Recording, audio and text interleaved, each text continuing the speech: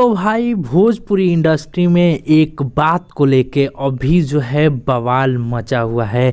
Reports की माने तो अक्षरा सिंह जो है आज न्यूज़ 18 को जो है इंटरव्यू दे रही थी, जिसमें जो है उनसे पूछा गया कि भोजपुरी इंडस्ट्री में जो है आपके फेवरेट एक्टर्स जो है वो कौन है। तो उन्होंने जो है निरहुआ, मनोज तिवारी, खेसारी लाल यादव का नाम लिया। और जब उनसे पूछा गया कि आपके फेवरेट सिंगर जो है वो कौन है, तो उन्होंने जो है खेसारी लाल यादव का नाम लिया। जी हाँ, इसी बात को लेके जो है पवन सिंह के फैंस जो है वो भड़क गए हैं और यहाँ पे जो है वो लोग जो है कुछ खरी खोटी जो है सुनाना जो है यहाँ पे स्टार्ट कर दिए हैं। जी हाँ, ये तो अक्षरा सिंह का अपना जो है अपना मन है, वो किसी को भी यहाँ पे अपना फेवरेट बना सकती है। लेकिन इस बात से जो है पवन सिंह के फैंस को जो है यहाँ पे ठेस पहुंची है।